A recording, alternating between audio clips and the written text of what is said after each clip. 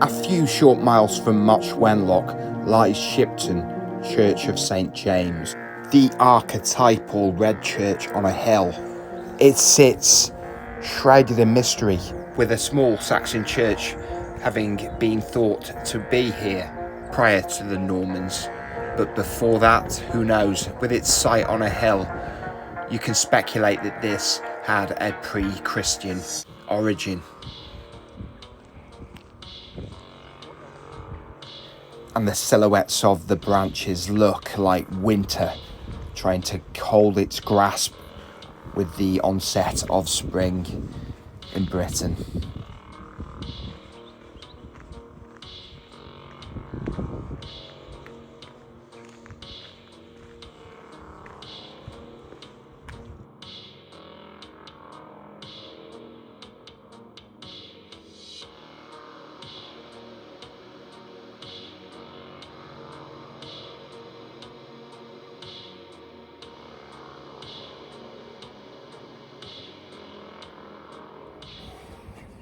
So welcome back to Third Rate Content, and today we are in the quiet village of Shipton near Much Wenlock in Shropshire, and we're going to be investigating the Church of St James here, and we're going to be finding out some of its history, mystery, folklore, legend and magic, including a touching, tragic tale of 4 passengers on the Mayflower of 1620 that had the first settlers for the US and the states over there on board, and we're going to be finding out all about that story.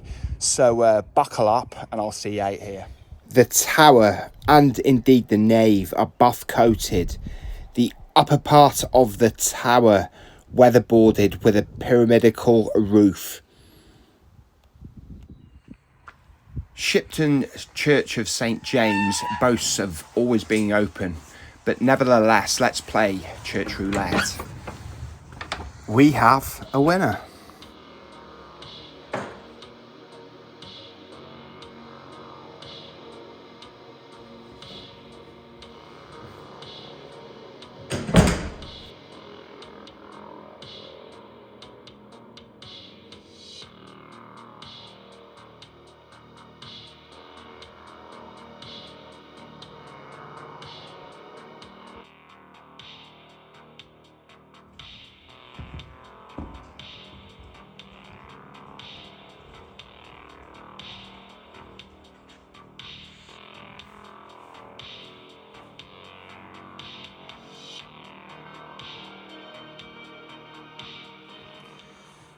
Shipton Church dates back to the 11th, 12th centuries. This Norman chancel arch and the tower, originally a chapel of Much Wenlock Priory, taken by the Crown in 1540 after the dissolution, and it was rebuilt in 1589 by the Lutwich family. It's now Grade 2 listed, peaceful and full of history.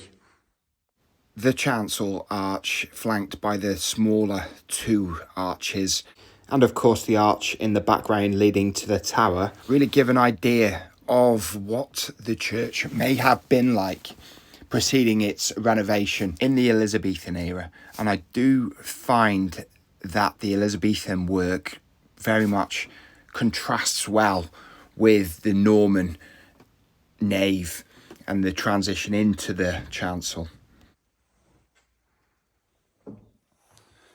But Shipton's most haunting story involves children, and the children of the Moore family. Involves Samuel Moore of Linley Hall, who married Catherine of Larden Hall. They had 4 children, as well as being first cousins. But some years later, Samuel Moore accused Catherine Moore of committing adultery. They had 4 children: Eleanor, Jasper, Richard and Mary. Yes, Samuel accused Catherine of adultery with another, one Jacob Blakeaway. Yeah, this man was from Brockton, and he was accused of being the father of the children. And the subsequent court case that happened condemned the children to being sent away to Massachusetts, to the New World, on the Mayflower as servants. 3 of them didn't make the trip or the first winter in the United States. A tragic tale, and made even worse with the people being children and being sent away against their will. It's a haunting and tragic tale that's kind of is memorialised here and possibly in the stones here. And Richard Moore went on to survive and enjoyed his first Thanksgiving dinner with everybody else. And not only that, lived until his 80s in the 1690s and would have been a founder of Massachusetts. And the plaque here commemorating the 4 children was presented by the Massachusetts Society of Mayflower Descendants in 1996. And it's a really fitting memorial to the 4 kids. Very much as the four kids were baptized in this very font. Yeah, this really takes you back and gives you a real connection to those times and the sort of haunting tale that is related to them. And as well as being haunted by the memories of the children, this plain Norman font stands as a silent marker to the many emotions and memories that may have been felt and made here.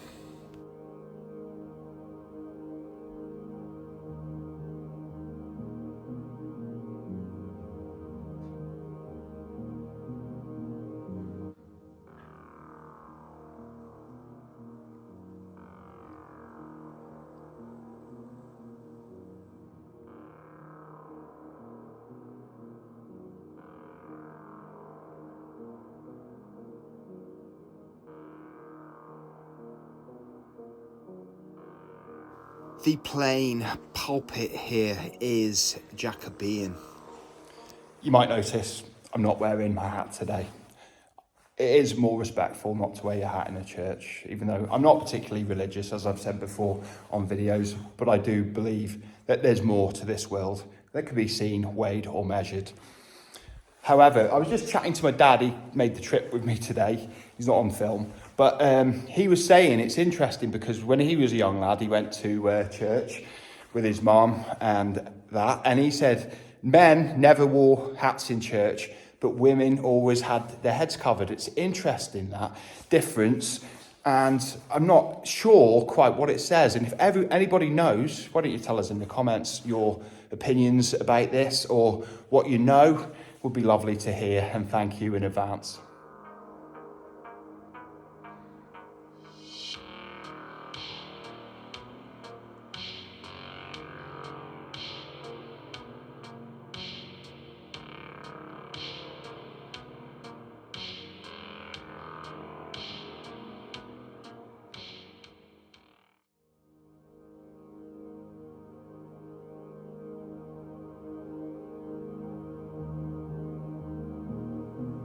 The east window with intersecting tracery is constructed in the decorated style. And the lower part of the window contains some Elizabethan stained glass.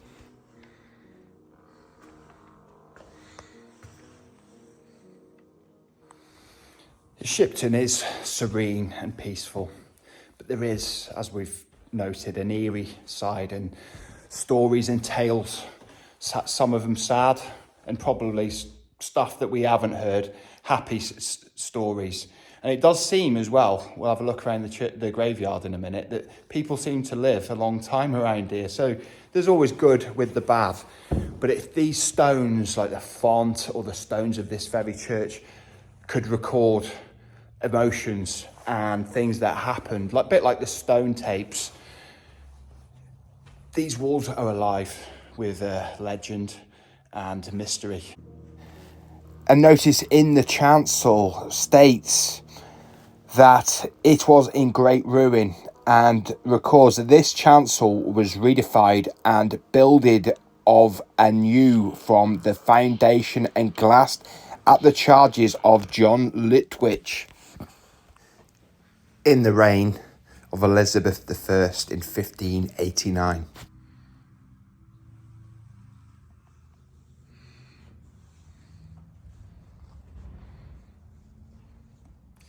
Yeah, sitting here at Shipton Church, I feel that timeless pull, that benevolent pull that I get so much from the places we visit. It almost feels like we are being summoned to these places to document them sometimes.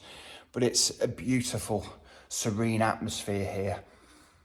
Yeah, these places, they feel benevolent, almost respectful. Maybe even happy or content.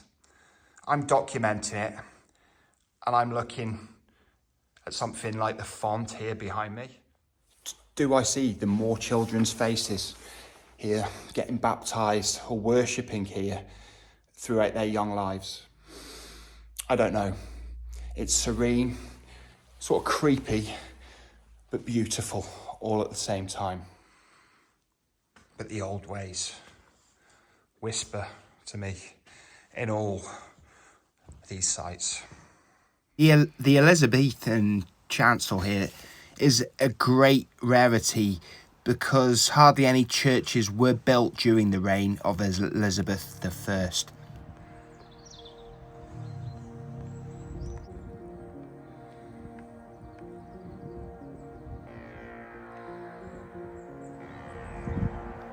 Great care has to be taken when inspecting many of the grave markers and tombstones here in Shipton Churchyard. They're crumbling and forgotten many, and which isn't surprising when you consider the age of many of these, dating back to the 1800s and 1700s.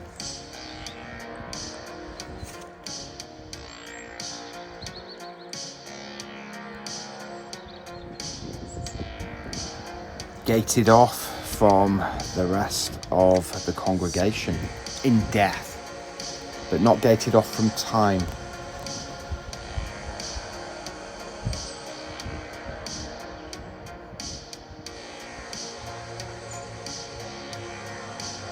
And here we have, just next to Shipton Church of St. James, the Elizabethan Lutwich Hall, and it was the wealthy Lutwiches who financed the renovation of Shipton Church in the Elizabethan era. Shipton Church's magic lingers. History, hauntings, and the Mayflowers' tragic tale.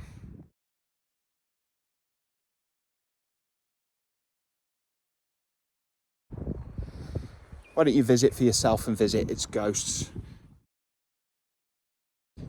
and the beauty that the churchyard views afford and the greenery that's around here.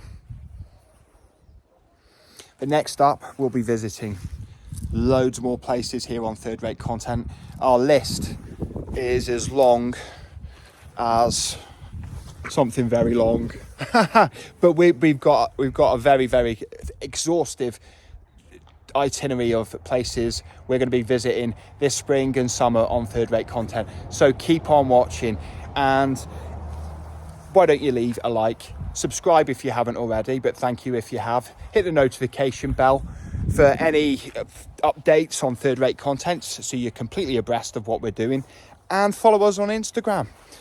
We're on there every day, and I've come to realise Instagram has become a beast of its own. Its main job is to promote Third Rate Content's YouTube presence, but it's kind of developed into, like I said, its own entity. So yeah, you're going to see over there, you're going to see loads of stuff you wouldn't see here. Repurposed stuff, outtakes, my thought process generally, and loads of other unexpected things. And if you're on there, I will follow back if I'm followed and you've got a public account. So anyway, if I don't see you soon, I'll see you 3 times as soon. Third Rate Content signing out. Bye bye.